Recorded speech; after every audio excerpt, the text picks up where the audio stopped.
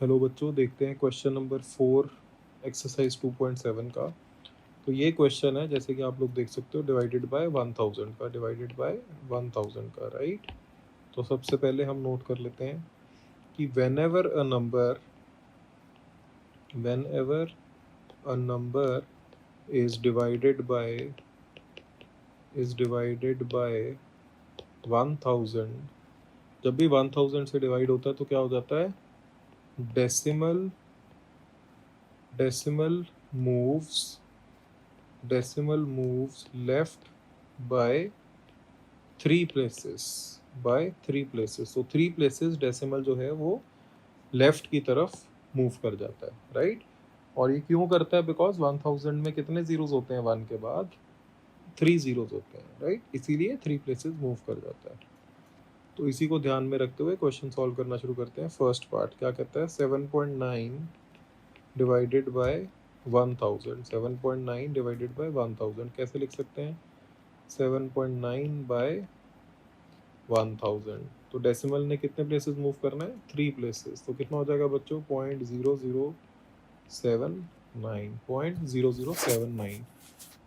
0.00 क्यों ऐड करना पड़ा? बिकॉज डेसिमल से लेफ्ट हमारे पास एक ही प्लेस अवेलेबल थी जो 7 थी, तो लेकिन हमें कितना मूव करना था? 3 प्लेसेस।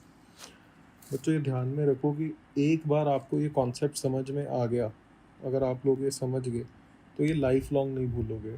लेकिन अगर समझ में नहीं आया तो ये लाइफ लॉन्ग परेशान करेगा।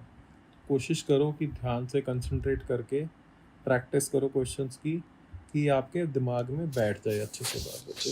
और कोई मुश्किल नहीं है, बस सिली मिस्टेक्स हो जाती हैं बिकॉज बच्चे बहुत जल्दबाजी करने की कोशिश करते हैं, क्योंकि इतने आसान क्वेश्चंस हैं कि बच्चे जल्दबाजी करने के चक्कर में गलत कर जाते हैं, राइट। लेकिन आप लोग नहीं करोगे, क्योंकि आपको पता है कि यहाँ पे गलती होने का चांस है, right. Let us go to next part. Second part है 26.3 डिवाइडेड बाय 1000। 26.3 डिवाइडेड बाय 1000, इसको कैसे हम लिख सकते हैं? 26.3 बाय 1000, राइट। तो डेसिमल ने कितने प्लेस मूव करना है? 3, लेकिन हमारे लेफ्ट किस डायरेक्शन में मूव करना है? लेफ्ट डायरेक्शन में। लेकिन हमारे पास कितने डिजिट्स हैं? 2 ही डिजिट्स हैं, तो हमें एक डिजिट ऐड करना पड़ेगा। एक डिजिट ऐड करना पड़ेगा, तो हम ऐड कर देते हैं, राइट। कौन सा ऐड करेंगे? 0, राइट। नेक्स्ट पार्ट देखते हैं बच्चों। 38.53 डिवाइडेड बाय 1000 कैसे लिख सकते हैं इसको? 38.53 बाय 1000। डेसिमल कितने प्लेसेस मूव करेगा? 3 प्लेसेस। किस तरफ? लेफ्ट की तरफ। तो कितना हो जाएगा? 0.03853। 0.03853, राइट। फोर्थ पार्ट देखते हैं बच्चों। 128.9 divided by 1000। So 128.9 divided by 1000 ऐसे भी लिख सकते हैं इसको।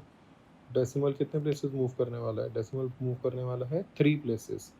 तो हमारे पास हैं 8, 2 एंड 1, तो 0.1289 हमारा आंसर आ जाएगा बच्चों। 0.1289। क्लियर है?